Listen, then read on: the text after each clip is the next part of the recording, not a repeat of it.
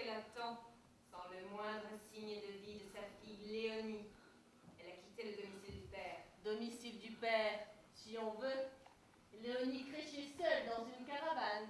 Chauffée peut-être qu'il le sait. Moi, j'habitais pas très loin de là. Le père de Léonie, lui, créchait seul, juste à côté d'un espèce de hangar, entouré de champs d'asperges et de fraises. À côté, un espèce de mobilo où il entrepose toutes ses ferrailles, enfin, son bourbier. Vous avez vu? Chez eux, mère entrepris des travaux de piscine. Avec le temps qu'il fait, franchement, je la plains. Elle est dans la merde jusqu'au cou. J'ai écouté la météo ce matin, ça devrait s'arranger. Il ne faut pas écouter toutes les conneries qu'il raconte à la météo. Ça peut encore changer, ça c'est déjà vu. Cela fait plus d'un mois maintenant que je n'ai pas de nouvelles d'elle.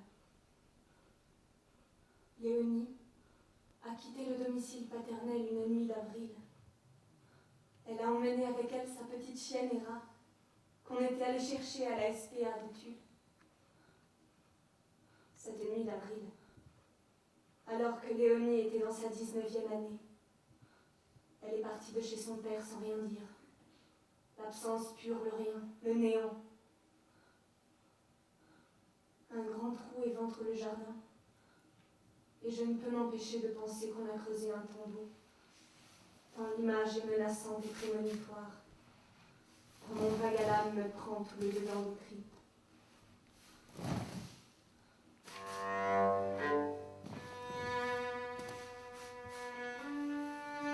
Aujourd'hui, c'est la fête des mères.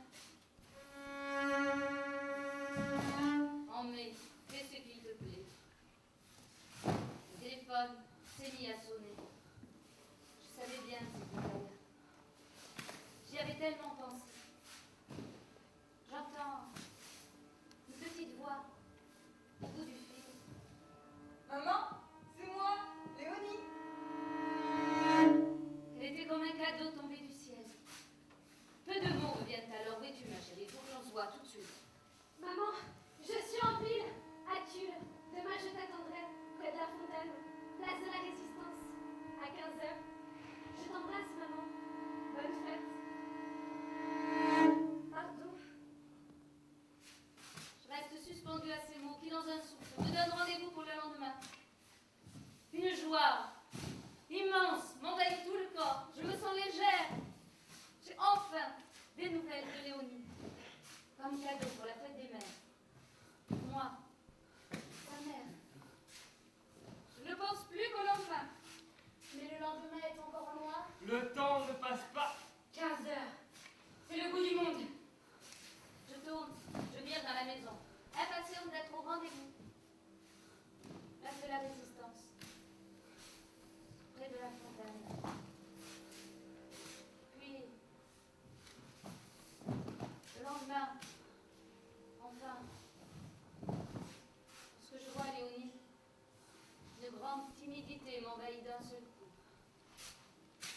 Je l'embrasse, comme si on s'était quitté la veille, sans effusion exagérée.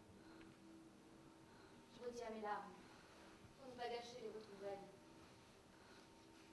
Léonie sourit. Petite chienne Héra se met à sauter partout. Ma fille n'est pas très bien vêtue. Ses cheveux font des nœuds. Son beau visage s'est légèrement amaigri. Je le sais. Je le connais. Elle porte un espèce de sac à dos rougeâtre, hideux de saleté. Il manque un lacet à sa chaussure gauche qui paie sur une chaussette en godille.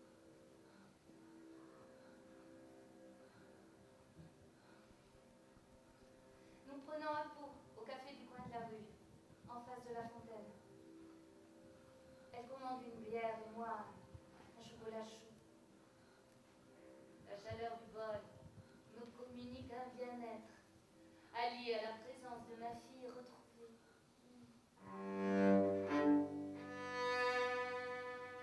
Je demande des explications d'un si long silence. Léonie reste muette.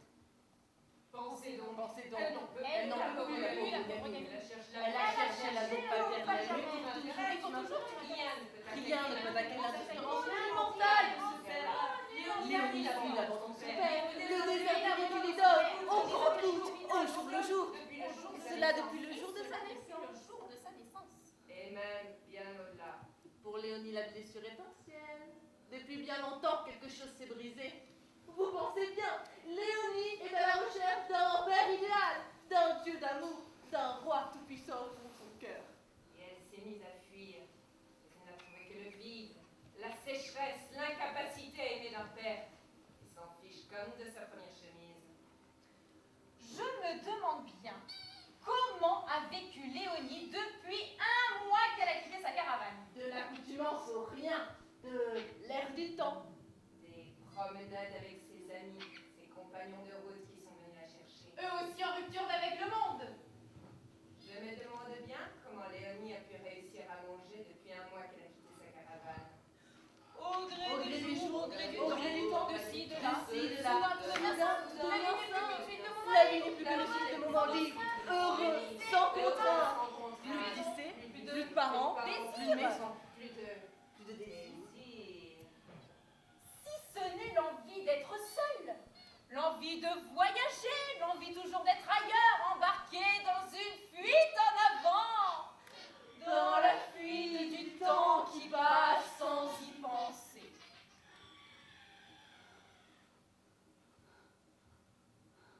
Je paie la bière et le chocolat. Je glisse un billet entre les mains de Léonie qu'elle accepte. Prestement. Ne t'inquiète pas, maman, je fais attention à moi. Tout ira bien. Je t'aime, maman. Nous nous embrassons. Nous nous quittons avec la promesse pour elle de donner des nouvelles, au moins tous les 15 jours. La fille se sépare de sa mère. Elle s'enfonce dans le monde opaque de la quête de l'autre. Son père, cet homme, misérable de noirceur et de brume qu'elle n'a pu séduire. Pour ne pas avoir eu l'amour paternel, Léonie a choisi de se laisser tomber dans les poubelles de la ville. Quand elle est déterminée à se nuire à elle-même, à ne plus aimer son image, à faire fuir tous ceux qui auparavant l'aimaient tant. Je rentre à la maison, je ne sais pas si je suis heureuse de l'avoir retrouvée ou malheureuse de l'avoir perdue. Je ne comprends pas ce qui arrive. J'ai peur du pas que Léonie a franchi. J'ai peur de la chute aux enfers. Je la pressens. J'ai peur des mauvaises rencontres qu'elle fera. Je ne sais plus rien de ma vie. Je suis dépossédée.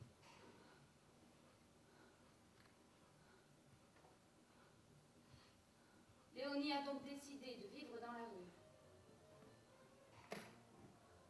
Je ne peux m'empêcher de penser aux longues journées, nuits et d'hiver, où je devais chercher mes mots pour dire tout le malheur dans lequel nous étions plongés, Léonie et moi, chacune à sa manière. Une souffrance lancinante s'installe à mon insu au creux de mon ventre, exactement à l'emplacement où, 19 ans plus tôt, germait une petite graine de Léonie. Ma fille prend un envol incertain vers les bas-fonds d'une vie de clocharde, et je ne peux m'empêcher de lui murmurer si tendrement. Garde-toi bien en vie, mon enfant. Dehors, il y a du danger. Son voyage durera 10 ans. Je m'engage tout entier dans une traversée du monde. Je parais passer dans une étrange solitude. J'ai un visage humain, dense comme un bloc de roche noire. Je suis une petite masse de vie, dure comme une pierre. Mon regard est traversé par un nuage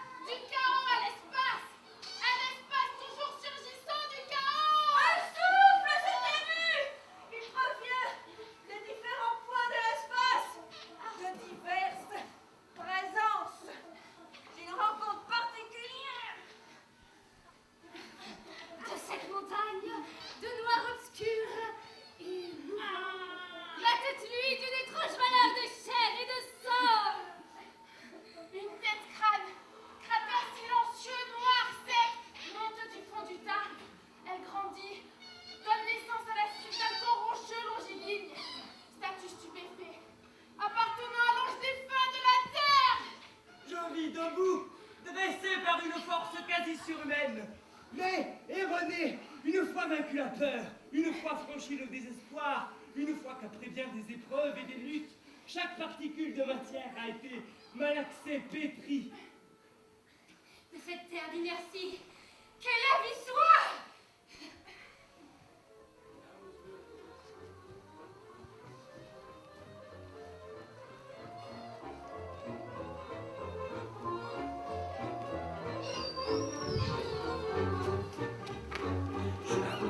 Ciumando, alla fost un nebun, ciumando, alla fost un nebun, alla fost un buinte, cine intră în ea să cânte, de necază să mai uite, măi găruleț, alla fost un buinte, cine intră în ea să cânte, de necază să mai uite, măi găruleț,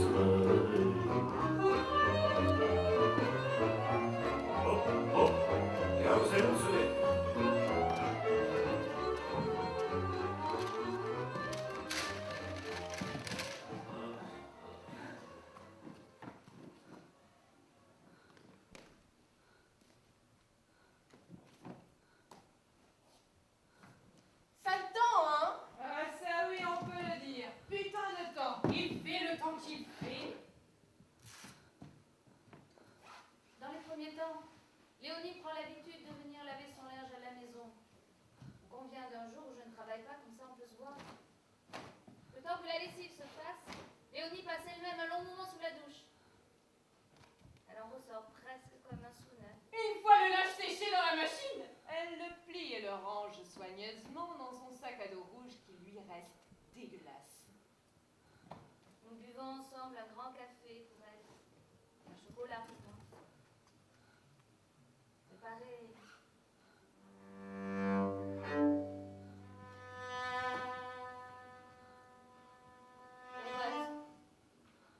Rassurante. Elle parle de la pluie et du beau temps, des festivals de musique où elle va avec ses potes. D'ailleurs, elle a elle-même appris à jouer de la flûte irlandaise. Hera batifole dans le jardin avec Félix, notre chien. Tout cela ressemble bien au meilleur des mondes. J'essaie à chaque fois qu'elle vient de l'inviter à rester à la maison. Je lui rappelle qu'elle a toujours sa chambre. Mais elle refuse et s'en va presque en fuyant. Comme si pour elle, il n'y avait pas d'autre alternative que celle de vivre dans la rue. Il m'est souvent arrivé de la ramener jusqu'à Tulle, en voiture, de la déposer à un carrefour, devant n'importe quel immeuble, comme si le monde entier était sa maison. Avant de nous quitter, nous nous embrassons. Je lui fais quelques recommandations qu'elle écoute, en souriant. Et puis, les visites de Léonie se sont espacées. Elle ne téléphone presque plus. Mon voisin flic, il l'a vu, il lui a parlé. Léonie n'est pas au mieux de sa forme. Elle se fait ramasser dans les rafles et se retrouve au poste de police. Je connais les noms des deux jeunes clochards avec qui elle traîne. Tonton, Et Gérard, qui habite à côté de chez moi. La rue est pas bâtie, ces enfants. Leur offre une nouvelle existence comme au club Med. Le vrai dépaysement. Mère se rend une fois par semaine et questionne à propos de Léonie, as-tu? Personne ne connaît ce prénom-là. Oh, c'est peut-être de Léon qu'il s'agit. Il l'appelle comme ça maintenant. Mon cœur se brise un peu plus à chaque rencontre. Mais il faut bien que la vie reprenne le dessus.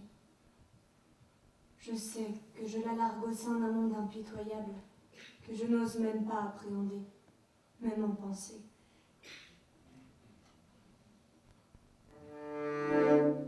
Je suis aujourd'hui la mère de Léo. Les gens de la rue me reconnaissent, je suis la bienvenue. Ils m'invitent à m'asseoir chez eux sur le bord du trottoir, au milieu des chiens, de leur crotte. Je donne des tuyaux, trouver Léonie. Alors elle m'emmène dans son squat. Faut escalader un mur en ruine, pénétrer une série d'appartements effondrés, monter à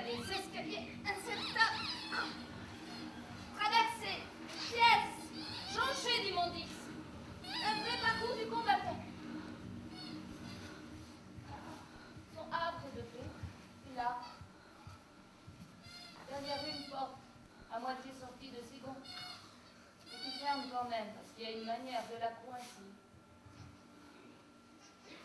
Dans un coin de la pièce, des espèces de couvertures, trouées et sales. À côté de ce tas qui fait office de lit, quelques canettes de bière vides et une gamelle remplie de mégots de cigarettes. Les vitres de la fenêtre sont brisées. Et mon cœur avec. Sous la fenêtre, Léonie me montre un flacon de poudre à récurer et un vieux chiffon. Elle ne peut pas vivre dans la crasse. Elle dit nettoyer régulièrement ce qui lui tient un lieu de chambre. Elle n'entrepose rien ici, tout est dans son sac à dos rouge crasse, car les pilleurs lui auraient tout pris. Je crois que l'innommable est là, devant mes yeux. J'en reste sans voix. L'autre jour, l'idée m'est venue. Mes mots soufflés dans la potasse. Voilà mon bandit qui se balance. Je descends les pilotes qui est dans son temps.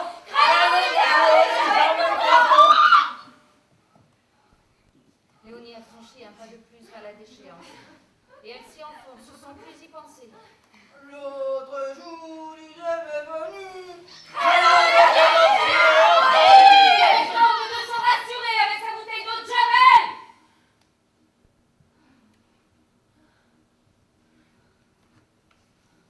Mais incontestablement, quelque chose est en train de perdre pied. Si je veux rester auprès d'elle, je devrais m'y faire.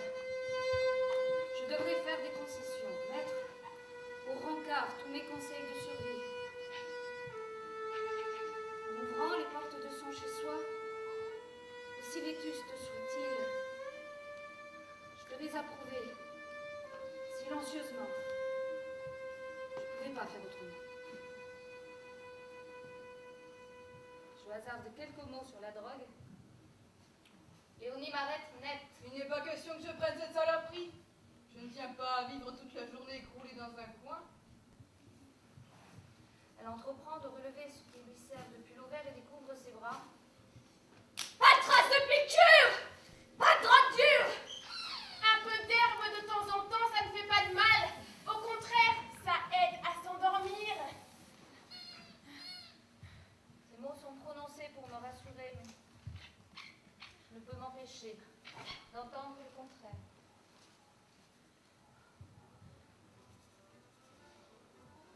Plus Léonie avance dans la misère, plus elle m'encourage à la quitter, à la fuir, à me séparer d'elle de façon radicale. Mais je m'obstine. Je ne peux pas la laisser seule dans ce dédale catastrophique, cette cascade d'incertitudes. Je ne parviens pas à chasser totalement Léonie de ma pensée. Elle reste blottie au fond de moi. Sa présence est latente. Non pas comme un vieux bébé qu'il faut toute la vie porter en soi, mais comme une menace, une épée de Damoclès au-dessus de ma tête.